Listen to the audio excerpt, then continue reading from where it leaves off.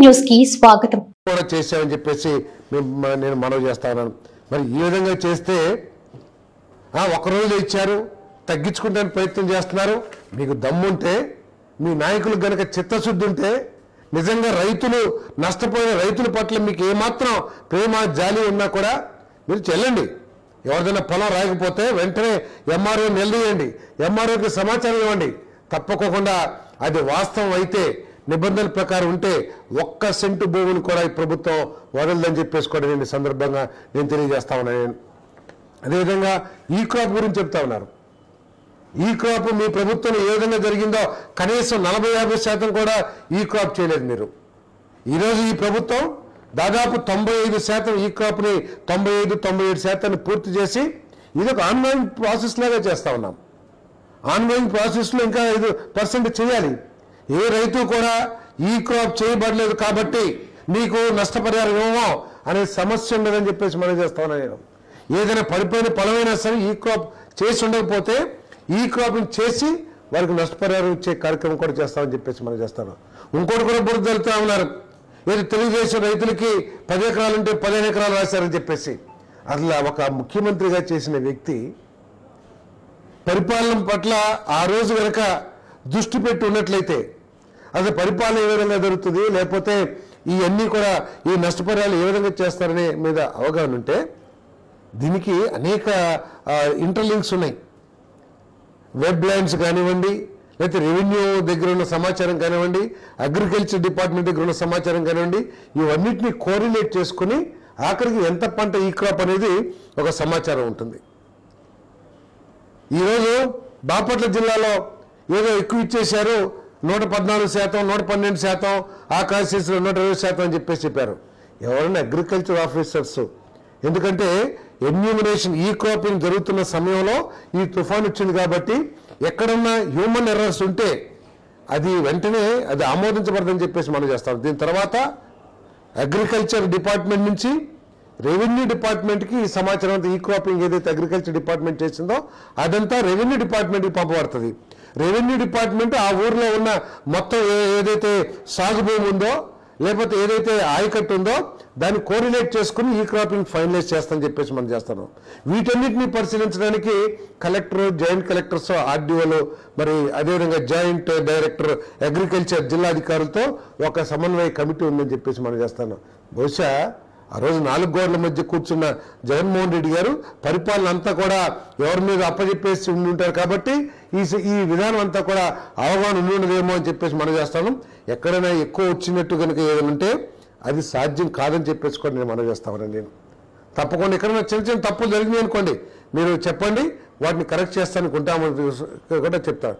ఈ క్రాపింగ్ తక్కువ చేస్తే మీరు బాధపడాలి, రైతుల్ని వదిలేస్తుంది ఈ ప్రభుత్వం అని చెప్పేసి బాధపడాలి. ఎక్కడైనా 1 చోట 2 చోట్ల ఎక్కువ జరిగితే దాన్ని తప్పకుండా ఉన్న ప్రొసీజర్ ప్రకారం కరెక్ట్ చేస్తామని చెప్పేసి కూడా నేను మనం చేస్తాను. కూటమి నాయకులు అసలు జగన్మోహన్ రెడ్డి గారు ఎట్లా మాట్లాడుతున్నారంటే అసలు తలమునకలైపోయి అసలు ఈ తుఫాన్లో పూర్తిగా కూరుకుపోయినట్లు ఏదో వైసీపీ నాయకులందరూ కూడా తుఫాన్లో చెట్టుకి పుట్టకి కొట్టుకుపోయినట్లు మాట్లాడుతున్నారు. ఏదో ప్రజల మధ్య రోడ్డు మధ్యలో ఉన్నట్లు. అసలు కనపడని వైసీపీ నాయకులు మొత్తం చక్కగా ఎండ అంతా క్లీన్ అయిపోయిన తర్వాత వచ్చి ఈరోజు ఏదో బూడిద ఏదో గింజ, ఏం గింజది, గురుగింజ గింజలాగా కబుర్లు చెప్తా ఉన్నారు. వైసీపీ మన టీడీపీ నాయకులు కానివ్వండి, జనసేన నాయకులు కానివ్వండి, బీజేపీ నాయకులు కానివ్వండి, మోంత తుఫాను రావటానికి 48 గంటల ముందు, 72 గంటల ముందు నుంచి తర్వాత 48 గంటలు కూడా ప్రజల మధ్యలో ఉన్నారని చెప్పేసి మనం చేస్తాను. ఎక్కడ ఎవరు తిరగలేదు అంటున్నారు. నన్ను తీసుకోండి, నేను మన నియోజకవర్గంలో చాలా ప్రాంతాల్లో తిరిగాం. అదేవిధంగా బాపట్ల జిల్లా ఇన్ఛార్జ్ మంత్రిగా నేను తిరిగాను, ఇక్కడ జిల్లా ఇన్ఛార్జ్ మంత్రిగా నాదెండ్ల మనోహర్ గారు తిరిగారు. అన్ని ప్రాంతాల్లో కూడా అందరూ తిరిగారు. కాకపోతే మీరు ఇప్పుడు బయటకు వచ్చారు కాబట్టి కలుగుల్లో ఎలుకల్లాగా మీకు సమాచారం లేదని చెప్పేసి కూడా నేను ఈ సందర్భంగా నేను తెలియజేస్తాను. ఇంకోటి ఏదో ఈ నష్టపరిహారం నమోదు చేస్తే దాన్ని కొండరని చెప్పేసి ఒక ప్రచారం, అంటే అబద్ధాలతో అభద్రతాభావం సృష్టించి ప్రజల్లో ఒక విద్వేషాన్ని రెచ్చగొట్టాలి, లేకపోతే ఒక భయాన్ని సృష్టించాలని చెప్పేసి జగన్మోహన్ రెడ్డి ప్రయత్నం చేస్తున్నారు. ఏదైతే తను మాట్లాడుతున్నాడో ఏది ఎన్యూమరేషన్ 50% లాస్ అని చెప్పి రాశారనుకోండి, తప్పకుండా ప్రొక్యూర్మెంట్ కోసం ఎంత ప్రొడక్షన్ వస్తుంది, ఎందుకంటే దాదాపు కొన్ని లక్షల టన్నులు వస్తుంది. ఈరోజు 50% లాస్ అని చెప్పేసి 1,00,000 ఎకరాలు 2,00,000 ఎకరాలు రాశారు. సో దాన్ని ఎస్టిమేషన్ వేసుకుంటానికి ఆ విధంగా క్యాలిక్యులేషన్స్ ఉంటాయి. అది ఇప్పుడేదో ఈ కూటమి ప్రభుత్వంలో కొత్తగా వచ్చిన విధానం కాదని చెప్పేసి మనం చేస్తాను. మీరున్నప్పుడు లేదా అవసరమైతే మీరున్నప్పుడు అగ్రికల్చర్ సెక్రటరీ గారిని అడిగి చెప్పించండి, మీరున్నప్పుడు లేదో ఉందో లేదో. కానీ మా మంత్రి గారు ఇప్పటికీ క్లారిటీ కూడా ఇచ్చారని చెప్పేసి మనం చేస్తాను. ఏది నువ్వు బజార్కి రాజు వెడల రభస కొన్నట్లు ఏదైతే కార్యక్రమం 70 km 7 hours ప్రోగ్రామ్ చేశారో దానికంటే ముందే మా అగ్రికల్చర్ మంత్రి మన అచ్చెన్నాయుడు గారు చాలా స్పష్టం చేశారు, అటువంటిది ఏమీ లేదు, తప్పకుండా దాన్ని నేను మొత్తం కొంటామని చెప్పేసి మనకు చెప్తున్నామని చెప్పేసి కూడా చెప్పారు. ఇటువంటివన్నీ కూడా కరెక్ట్ కాదని చెప్పేసి మనం చేస్తాం. కన్నీళ్లతో కృంగి కృషించిన హృదయాలు నేనున్నానంటూ చాచిన ఆపన్నాస్తాన్ని మురిపెంగా ముద్దాడాయి అని చెప్పేసి బ్రహ్మాండంగా రాస్తున్నారు. అయ్యా రైతు సోదరులారా, ఆఖరికి మీకు మిగిలేది సాక్షిల ఫోటోలు లేకపోతే ఆ ముద్దులు తప్పితే ఏముండదని చెప్పేసి మనం చేస్తాను. ఎందుకంటే ఆయన వెళ్ళి మీరు ఓట్లు వేసిన వైఎస్ఆర్ కాంగ్రెస్ పార్టీ నాయకులు వెళ్ళి అసెంబ్లీలో నిలదీసే దమ్ము ధైర్యం లేదు. ఎలాగూ సంవత్సరంన్నర అయింది, అసెంబ్లీలో కనీసం ఒక గంట కూడా మీకోసం గడిపిన దాఖలాలు లేవు. ఇంక ఈయన చేసేది ఏమిటి? సాక్షిలో మాత్రం బ్రహ్మాండంగా ఫోటోలు వస్తాయి, ఎన్ని ఫోటోలు కావాలంటే అన్ని ఫోటోలు వేస్తారు. రైతులందరూ కూడా ఆ ఫోటోలను దాంట్లో ప్రచురించి సంతోషపడవచ్చు, లేకపోతే చక్కగా మిమ్మల్ని ముద్దాడచ్చు. అంతకు మించి ఒరిగేది ఏమీ లేదని చెప్పేసి మనం చేస్తాను. కానీ వారు ఏం చేసినా చేయకపోయినా మాకు సంబంధం లేదు. కానీ ఈ ప్రభుత్వం నష్టపోయిన ప్రతి వ్యక్తికి కూడా నిబంధనల ప్రకారం మేము నష్టపరిహారాన్ని అందిస్తామని చెప్పేసి మనం చేస్తాను. వారు చెప్తా ఉన్నారు మా ప్రభుత్వంలో మేము ఏదేదో చేసేసామని చెప్పేసి. అసలు రైతు ప్రభుత్వం అంటే మాదే, అసలు ఈ దేశంలో ఇంకో ప్రభుత్వమే లేదని చెప్పేసి మరి వారు మాట్లాడుతూ ఉన్నారు. నేను అడుగుతా ఉన్నా, నేను ఏ రోజైనా సరే ఇటువంటి ప్రకృతి వైపరీత్యం వచ్చినప్పుడు జగన్మోహన్ రెడ్డి గారు కానీ వైఎస్ఆర్ కాంగ్రెస్ పార్టీ నాయకులు కానీ కనీసం ₹1 ఖర్చు పెట్టారా అని చెప్పేసి అడుగుతా ఉన్నాను నేను.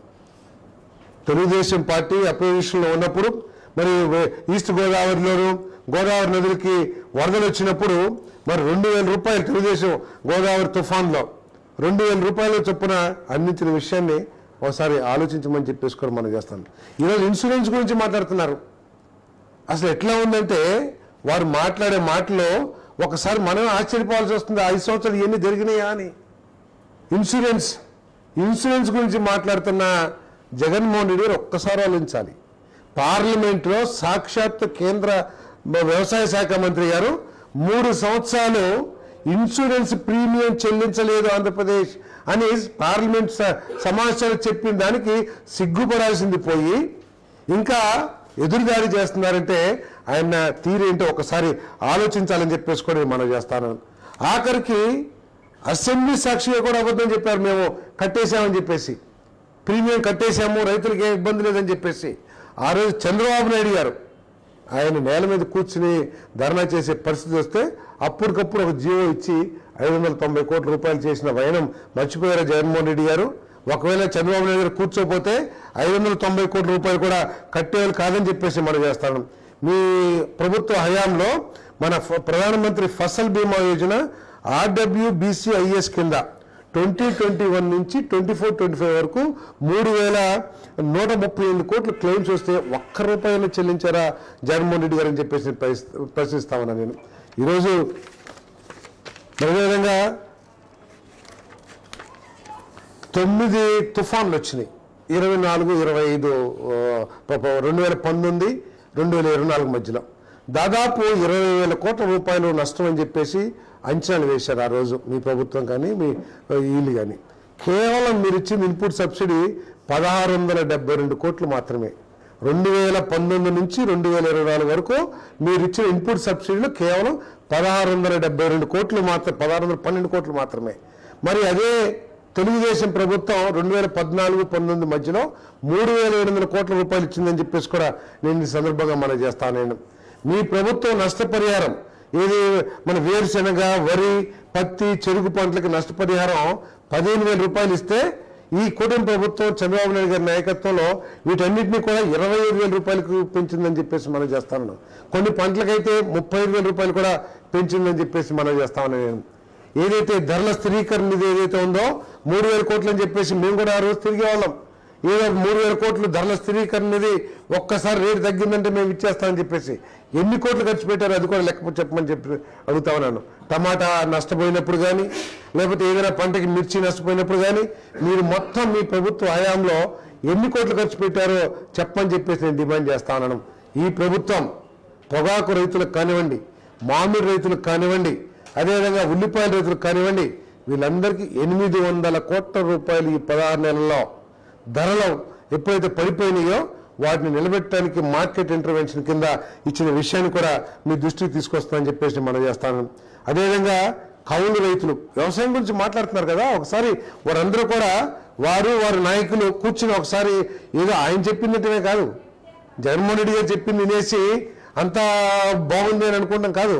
మీరు ఒకసారి చర్చించండి వైసీపీ నాయకులందరూ కూడా మీరు ఏం చేశారు వ్యవసాయానికి, కౌలు రైతులకు ఏం చేశారు. మీరు కౌలు కార్డులు ఇచ్చింది కేవలం 1,43,000 మందికి మాత్రమే. ఆ 1,43,000 మందికే 7,500 రూపాయలు మాత్రమే మీరు ఇచ్చారు రాష్ట్ర ప్రభుత్వం నుండి. 12,000 13,000 ఇస్తానని చెప్పి ఏది రైతు భరోసా కింద 7,500 ఇచ్చి చేతులుగా దులిపేసుకున్నారు. మేము ఆర్సీ కార్డులు కానీ సిసిఆర్సీ కార్డులు కానివ్వండి 9.13 లక్షల మందికి కౌలు రైతులకి కార్డులు జారీ చేసి 10,000 రూపాయలు 2 విడతలుగా 20,000 రూపాయలు ఇచ్చే కార్యక్రమం చేయబోతున్నామని చెప్పేసి మనం చేస్తాను. అదేవిధంగా మరి పంటలకి 800 కోట్లు ఇచ్చాం. మరి 1,670 కోట్ల రూపాయలు వరి రైతులకి ఎగ్గొట్టిన విషయం గుర్తుందా జగన్మోహన్ రెడ్డి గారు అడుగుతా ఉన్నాను. దాదాపు 5-6 నెలలు కూడా ధాన్యం సేకరించి డబ్బులు చెల్లించని ఫెయిల్ అయిన ప్రభుత్వ నాయకుడు జగన్మోహన్ రెడ్డి గారు ఈరోజు కూటమి ప్రభుత్వం మీద మాట్లాడతాం ఏ మేరకు సబ్ అని చెప్పేసి అడుగుతా ఉన్నాను. ఈ ప్రభుత్వం 53 లక్షల టన్నుల ధాన్యాన్ని దాదాపు 13,500 కోట్ల రూపాయలు వెచ్చించి కొన్ని లక్షల మంది రైతుల దగ్గర ధాన్యం కొనడమే కాకుండా దేశంలో ఎక్కడ లేని విధంగా 24 గంటలు 48 గంటల్లో డబ్బు చెల్లించిన ప్రభుత్వం కూడా ఈ ప్రభుత్వం అని చెప్పేసి మనం చేస్తూ రైతు సోదరులందరూ కూడా లేకపోతే ఈ రాష్ట్రంలో మోంతా తుఫాన్లో నష్టపోయిన ప్రతి ఒక్కరు కూడా నిబంధనల ప్రకారం ప్రభుత్వం వారిని ఆదుకుంటుంది అని చెప్పేసి కూడా ఈ సందర్భంగా నేను తెలియజేస్తా ఉన్నాను.